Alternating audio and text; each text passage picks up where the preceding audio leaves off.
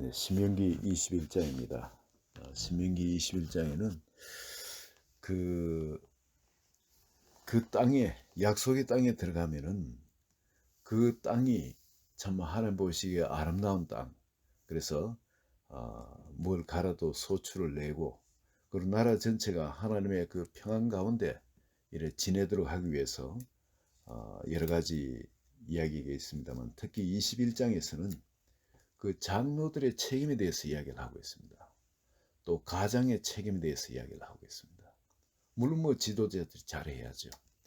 왕과 제사장 또 선지자 이런 사람들이 다 잘해야 됩니다. 그래서 왕에 대해서 또 선지자에 대해서 제사장에 대해서 어떻게 해야 될지 그런 이야기를 했지만은 여긴 또 이제 그 장로들이 어떻게 해야 될까 이런 부분에 이야기가 나오는데, 특히 그 땅에 누군가 죽은 사람이 있다 그러면 거리를 제가 제일 가까운 그 성읍에 그 장로들이 책임을 지고 그 일을 처리하라는 겁니다. 그 죽은 사람이 그냥 억울하게 죽음이 없도록 송아지를 잡아가지고 또 갈지도 않고 또 씨를 뿌리지도 않고 한 그런 골짜기로 가서, 그 말은 뭐냐면은 어지간한 농토가 될 수 있으면 다 갈아가지고 경작을 하겠죠. 그런데 우리 뭐 그 뭐 다락농 같은 게 이런 것도 있잖아요 보면은. 그런데 어지간하면 밭을 일구고 그럽니다. 특히 그 이스라엘도 땅이 경작할 수 있는 땅이 광야가 있고 또 그 좁은 땅에 그 경작할 수 있는 것이 많지는 않습니다. 그렇기 때문에 그것도 그렇게 포도를 심든지 어떻게 하든 간에 무화과를 심든지 놀리진 않고 경작을 하려고 합니다. 그런데 그게 한 번도 뭐 씨를 뿌려보지도 않고 뭐 또 경작도 하지 않은 그런 골짜기, 그런 골짜기 같으면 어떻겠습니까? 어떤 골짜기? 험한 골짜기입니다. 사람이 잘 들어가기 힘든 그런 골짜기, 뭐를 심고 가꾸고 할 수가 없는, 뭐 혹시 저절로 나는 뭐가 있다 하더라도 들어가다가 또 넘어질까봐 막 미끄러져 가지고 계곡으로 떨어질까봐 그런 골짜기겠죠. 그런 골짜기에 가서 그 송아지를 잡으라는 겁니다.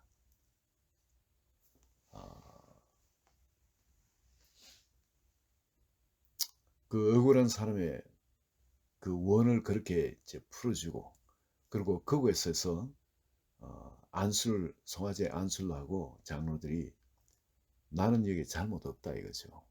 우린 정말 몰랐다. 하나님 우리 죄를 이 일에 대해서 용서해 주시고 속량해 주셔서 주의 백성 이스라엘 사하시고 무지한 피를 주의 백성 이스라엘 중에 머물러 두지 마옵소서 하면 그 피 흘린 죄가 사함을 받을 것이라 그럽니다. 이 무서운 어떤 그런 거. 사람이 길 가다 이래 죽고 그러면은 거기에 대한 두려움이 있죠. 그 동네 전체에 누군가가 또 길 가다 또 누구한테 살해당할 수도 있고, 밤 되면 무서워서 길에 나가겠습니까? 그래서 이것을 어떻게 하냐면 그 사람들 마음속에 두려움들을 제해버리고, 또 장로들이 거기에 대해서 뭔가 낌새가 있고 뭐 그런 것이 있으면 철저하게 그 범인을 색출해서라도 그런 죄가 이스라엘 중에 횡행하지 않도록 다스리라는 겁니다. 장로들한테 그런 책임을 주는 겁니다. 그래서 아무리 찾아도 그런 것이 없다 그러면은 이제 송아지를 잡아서 그 골짜기 가서 송아지의 목을 꺾고, 그리고 그게 다들 하나님 앞에 지금 이스라엘 땅에서 이 죄를 없애어 달라고 하나님께 기도하면 죄가 사해진다 그러죠. 근데 그 골짜기는 평소에 사람이 가지 않는 골짜기입니다. 그래서 거기서 송아지를 잡고 그렇게 한다는 것은 거기서 사람들의 죄가 마음속에 이제 무서움들, 그런 두려움들, 이런 것들이 그 골짜기로 연관이 지어지는 겁니다. 이제는 그 골짜기는 무서운 곳이 있는 곳, 죽음이 있는 곳, 바로 죄 씻음이 거기에 있었다 하지만 거기에는 무서워서라도 평소에 잘 안 가는 그런 곳이 될 겁니다. 그리고 마을에 어떤 사람들 마음에 가지고 있는 그 두려움들, 그런 두려움들이 그 골짜기로 옮겨졌을 겁니다. 사람 마음들이 그래요. 하나님이 그런 치유요법으로 하나님은 그렇게 하신 걸로 볼 수 있습니다. 또 여자 포로에 대해서 여자 포로를 아내를 삼을 때 이 가정에 대한 거죠. 이제는 장로들이 그 땅을 다스릴 때 이렇게 다스리라는 거고요. 다음에 가정은 특히 아내가 여러 명이 있든지 또 전쟁 중에 포로로 잡아온 여인 중에 또 아내로 삼다든지 그랬을 때에 어떻게 다스려야 하는가 그게 나옵니다. 첫 번째는 전쟁 중에 포로로 데려온 그 여인 같으면 그냥 아내로 삼지 말고 뭐 생사 여탈권을 갖고 있는데 그렇게 아내로 삼아주면 여인한테는 최고죠. 제일 좋은 길이죠. 그렇지만은 그렇게 하지 말고 그 죽인 부모를 누가 죽이겠습니까? 자기가 가서 그 부모를 죽이고 그걸 취해가 왔겠죠. 약 뺏어가 왔겠죠. 그런데 그럼 그 부모를 위해서 한 달간 애곡하라는 겁니다. 전쟁에서는 뭐 적을 죽여야 되는 건 또 당연한 거니까 그렇게 된 거고 그렇지만은 그 부모를 위해서 애곡하고 그리고 그 여인을 아내로 취해라는 거예요. 그렇지만 아내가 도무지 못 살겠다. 그리고 이제 그 싫어하면은 가게 하되 종으로 남한테 팔거나 그러지 말고 아내로 삼았던 사람이니까 아내가 가도록 그런 대접을 해주라는 거겠죠. 그냥 보내지 말고. 그래서 가장으로서 해야 될 당연히 마땅히 해야 될 어떤 그런 마음가짐 그런 데서 이야기를 합니다. 또 두 아내를 두었거나 여러 아내를 두었는데 그 중에 자기가 사랑하는 아내가 더 나중에 취해야 되는 그 아내라는 거죠. 그렇지만은 그게 장자가 있으면은 먼저 그렇게 사랑하지 않는 아내에서 장자가 있으면은 그 장자를 반드시 장자 대접을 해주라는 겁니다. 그리고 나중에 유산도 그럼 장자는 두 몫이 되죠. 이것은 참 가정의 질서입니다. 질서. 이것이 그냥 언제라도 뒤바뀌는 그런 것 같으면 사람들이 살맛이 안 나죠. 그렇지 않습니까? 여기에 대한 장자권에 대한 그걸 인정을 해주라는 겁니다. 그리고 아내도 제일 먼저 취한 아내가 있고 나중에 취한 아내가 있으면 거기에 대한 질서를 잡아가지고 거기에 대한 거는 흔들리지 않도록 해주라는 거예요. 이 가정이 평온해지는 비결입니다. 이제 그뿐만 아니라 또 여기에 자녀에 대한 또 그런 것도 있죠. 폐역한 아들이 있을 때 이 아들에 대해서는 아버지가 생사의 여탈권이 있습니다. 생사의 여탈권. 아버지가 이런 생사의 여탈권이 있는데 자식들에 대해서는 이런 생사의 여탈권이 있는데 그런데 그 맏아들한테 자기의 모든 것을 위임하고 그리고 그 맏아들이 그 장자로서의 그게 명분이 구체적으로 서지면 그 맏아들이 또 그 아들들을 또 다스리게 되어지는 겁니다. 그죠? 가정이 그 아래 때는 그렇게 다스려지는 겁니다.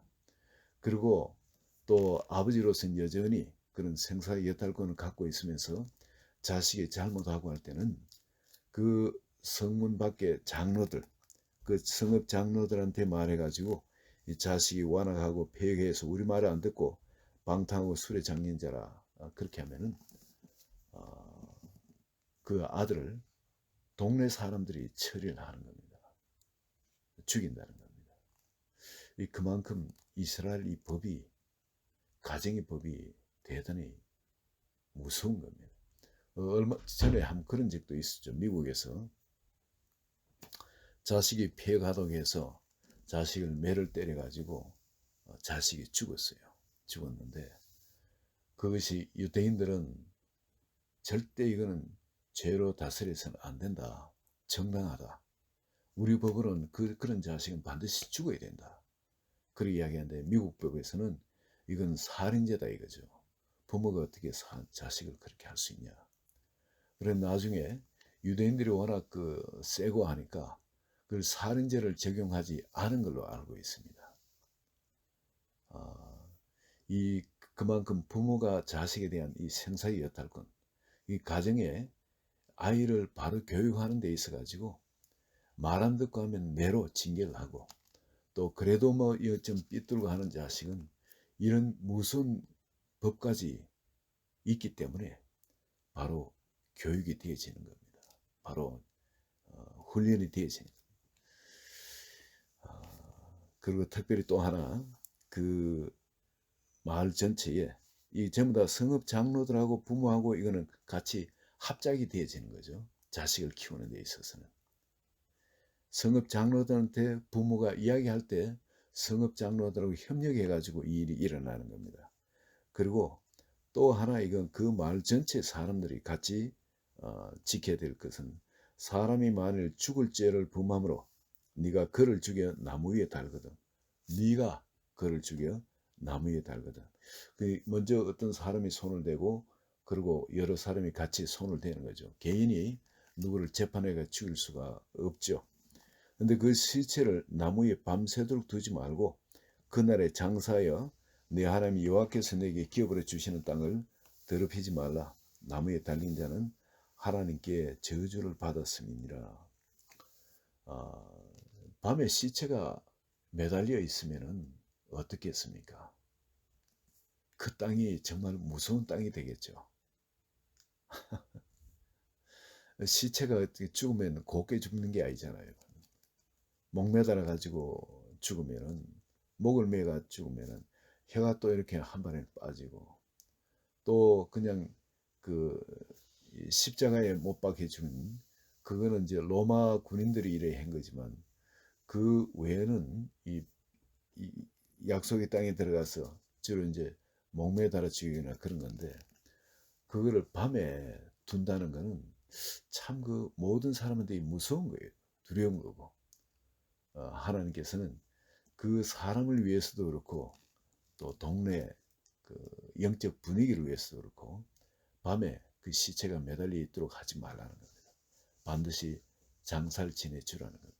그리고 사람들이 그 땅에서는 그런 두려움을 갖거나, 즉 하나님 외에 다른 어떤 것에 대상에 대해서 두려움을 갖거나 그런 거는 하나님 원치 않는 겁니다. 하나님께서는 그 약속의 땅에서 우리가 누릴 것은 두려움이 아니라 평안입니다. 평안이고, 이런 악들이 제거되어 가지고 그 안에 그런 악이 없음으로 말미암아, 죄가 없음으로 말미암아 사람들이 평안을 누리도록 하는 겁니다. 그리고 모든 사람이 서로 화평을 누리고, 그리고 그게 살만한 장소, 공의가 살아있는 그런 장소가 되도록 그 땅을 장로들이 다스리고, 물론 뭐 지도자들이, 왕들이 다스려야 되죠. 그렇지만은 그 땅에 어떤 자치권, 장로들한테 그런 자치권이 있는 겁니다.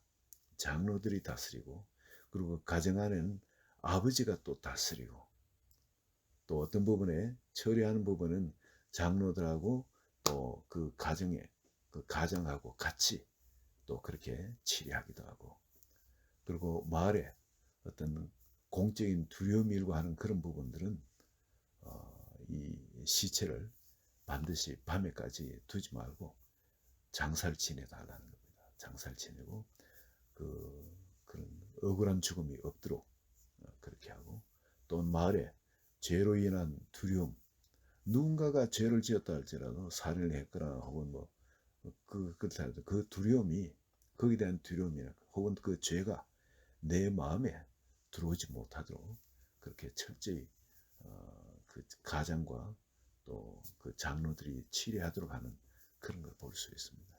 이 하나님께서 이런 걸 우리한테 맡기신 것을 볼 수 있습니다. 그냥 이 법이다 하고 그냥 던져버린 것이 아니라, 이걸 그 지도자들이 책임지도록, 가정에는 가장이 책임지도록, 그래서 질서가 서고, 그리고 공의가 살아있는 그런 곳이 될 수 있도록, 물론 최고의 법은 사랑의 법입니다. 하나님을 목숨을 다해서, 뭐 마음을 다하고 뜻을 다하고 힘을 다해서 사랑하고 그 이웃도 그렇게 사랑하는 거지만 또 이런 법 다스려야 되는 강한 죽이는 법까지도 그렇게 나와서 정 법을 지키지 않는 사람들, 그런 사람들한테는 이 공의가 살아있도록, 그래서 전부 다가 평안 가운데 하나님의 사랑의 법을 지키며 살아갈 수 있도록 그 약속의 땅에 들어가면 그렇게 하도록 하신 것을 볼 수 있습니다. 오늘날도 우리가 좀 이해해야 될 건 이 미국 땅에 가정의 법이 너무 약화되어 버렸죠. 애들 건드리면 그냥 감옥에 가고 애 뺏기고 별일이 다 일어납니다. 참 사회에서도 이제 그런 법이 시행 안 되는데 이 하나님의 이 법을 우리가 잘 이렇게 살려가지고 행하면은 참 아름다운 그런 땅이 될 것 같아요. 최고의 법, 사랑의 법 안에서 이런 것들이 같이 있을 때는 법을 어긴 자한테는 또 그렇게 다스리기도 하고 하면은 나라가 또 혹은 가정이 또 지역사회가 참 아름다운 사회가 되지 않을까 하는 생각이 듭니다. 같이 한번 기도합니다.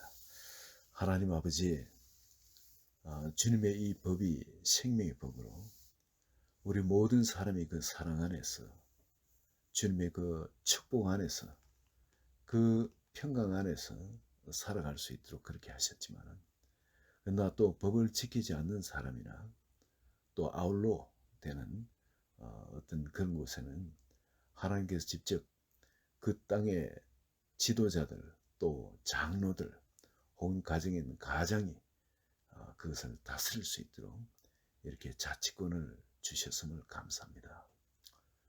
또 이것에 우리가 지혜를 얻고 우리 자녀를 대하거나 또 주변의 모든 일들을 대할 때 이 지혜를 활용하기를 원합니다.